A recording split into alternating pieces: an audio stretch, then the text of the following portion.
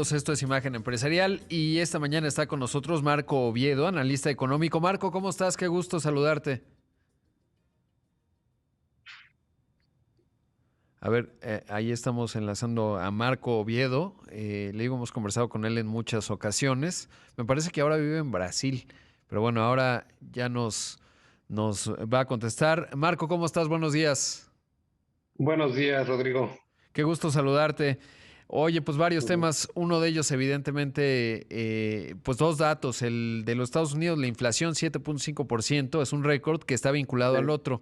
Lo que sí, viene en términos del Fed, pero sobre todo en sí. cuanto al Banco de México. ¿Cuál es tu óptica? Y comienzo por el Banco de México. ¿Qué te dice la Ujú. decisión que tomó el Banco Central de nuestro país? Pues yo creo que congruente con las últimas decisiones que se han tomado, a pesar de que hubo un cambio de liderazgo, la Junta ha mantenido consistencia. Habría que esperar a leer las minutas, pero por lo pronto creo que hace sentido que sigan normalizando la tasa de referencia, mandando la señal de que la inflación es el objetivo primordial para el Banco de México de controlarla, de que todavía hay muchos riesgos y que sigue subiendo los pronósticos, que es lo que la señal que nos mandan. Y la otra es que sí esperan que para el tercer trimestre la inflación se desacelere, ¿no? Entonces, yo creo que en congruencia con eso, pues van a seguir ajustando la tasa conforme vayan teniendo más información y que se aleje, digamos, de la parte donde se supone que es acomodaticia y quizá neutral dada el estado de la economía, pero para evitar que las expectativas de inflación pues se vayan a disparar o se desanclen. Claro. ¿Te sorprendió, digamos, tenías expectativa de la decisión de la nueva gobernadora del Banco de México, de Victoria Rodríguez Ceja, o esperabas, digamos, que estuviese con el conjunto de la Junta de Gobierno en cuanto a 50 puntos base como decidieron? No, yo creo que hace sentido que lo haga del consenso. Yo siempre he dicho que ella no tenía la experiencia, ya va teniendo experiencia, esa es la idea. Y en ese tono, pues yo creo que hace bien en estar con la mayoría de los miembros, ¿no? Tres de ellos votaron por 50 puntos base.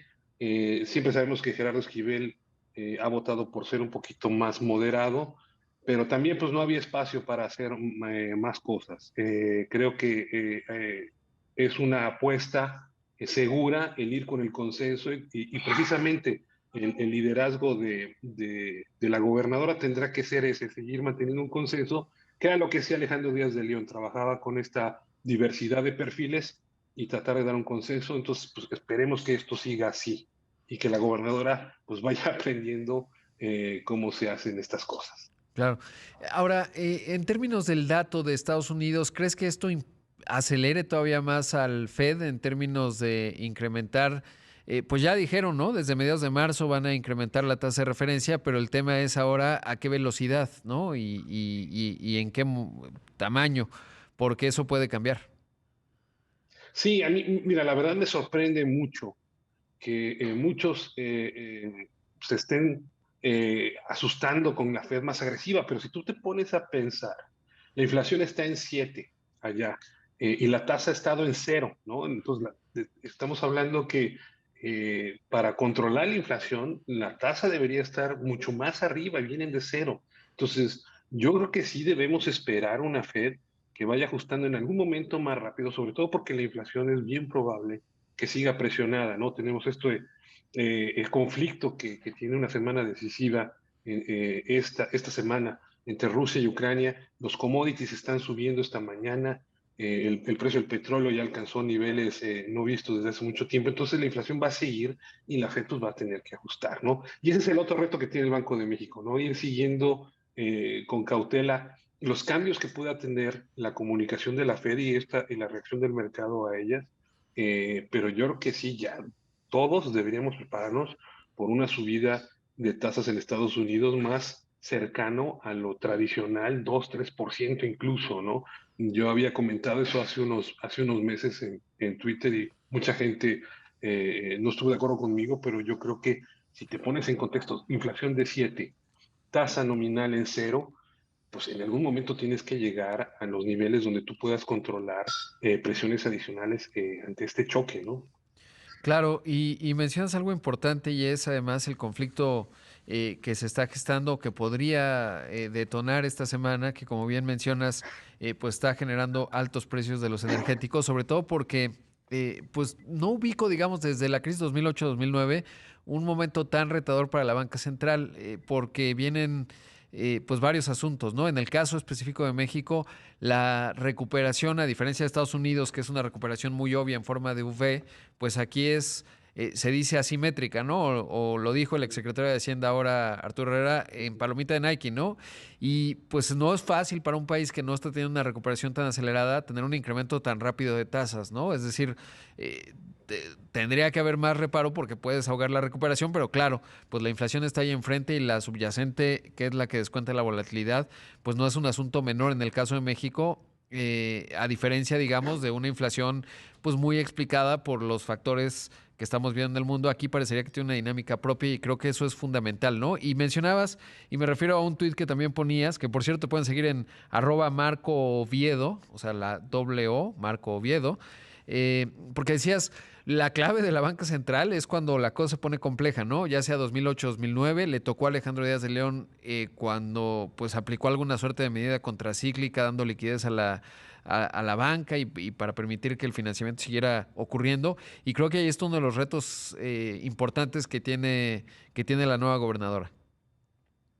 Así es, y ese es muy buen punto, ¿no? Y ese es parte del debate, que los choques que estamos viendo no son choques de demanda, son de oferta, en un contexto donde se está saliendo de una pandemia que también no es la clásica recuperación de un ciclo económico. Y sí, por eso las voces que dicen que no hay que subir tanto la tasa tienen cierta validez, como la del subgobernador Esquivel, ¿no? Y ahí está la discusión. Y el reto ese va a ser, ¿no? Que uno, por un lado, que la Fed no descarrile la recuperación económica, que al parecer la dinámica, como bien dice, de Estados Unidos está muy benigna en el sentido de que hay una recuperación relativamente rápida. Y por otro lado, pues que puedan mantener cierta credibilidad y mantener la inflación, que su objetivo es 2%, ¿no? Y ahí es donde efectivamente el expertise del banquero central de un mercado emergente como México tiene que destacarse, ¿no? Porque si bien México no tiene una recuperación tan rápida como Estados Unidos u otros países, depende mucho de los flujos que dependen de la tasa de interés global, que es la de Estados Unidos, y ahí pues tienen que jugar pues con menos margen de maniobra y también pues que la economía en México no caiga en una recesión más profunda de la que también debatiblemente está ocurriendo ahora, ¿no? Con la economía prácticamente estancada.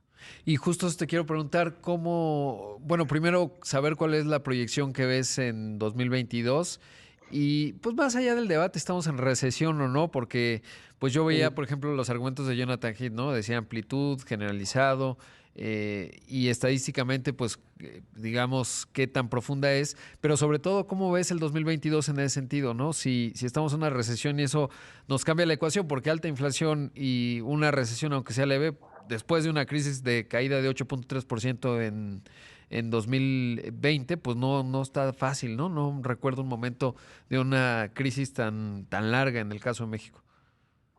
Sí, yo creo que la economía está estancada, está sufriendo un choque doméstico que tiene que ver con la confianza, con la política interna, y si tú ves la tendencia del IGAI a partir del 2018, pues ya trae una tendencia decreciente, ¿no? Si eso califica como una recesión con la pandemia en medio, el choque de la pandemia en medio que te hace pues una caída pronunciada y una ligera recuperación, pues hace más complicado ponerle nombre a eso, ¿no? Pero lo que sí efectivamente está claro es que 2022 el crecimiento con suerte estará entre 2 y 3%, 2,5%. La inversión, que es el motor de una economía, parece que todavía está teniendo problemas para recuperarse y el panorama pues, se ve complicado con este tema de la reforma energética que se está empujando en el Congreso y que puede pues, reducir el sentimiento y complicar las cosas para algunas empresas. y poner todavía en duda si el Estado de Derecho en México pues va a ser uno que promueva esa inversión, ¿no? Entonces, desde mi punto de vista, pues muy difícil que la economía tenga un crecimiento mayor a 3 este año. Pues, Marco, siempre un gusto platicar contigo. Te mando un abrazo. Según yo, estás en Brasil, ¿no? Ya vives allá. Así es, aquí estamos pues, por razones familiares, pero pues como le digo a mis amigos, yo estoy en todos lados y estamos al pendiente de todo. Así te veo en Twitter cultivando chile además. Entonces, bueno, pues Además, exacto. exactamente. Así que bueno, pues te mando un gran abrazo y seguimos pendiente de tu análisis. Siempre es un gusto platicar contigo. Otro de vuelta, Rodrigo, y te agradezco mucho por la invitación. Excelente día a ti y a tu auditorio. Gracias. Ahí escuchamos a Marco Oviedo, analista económico.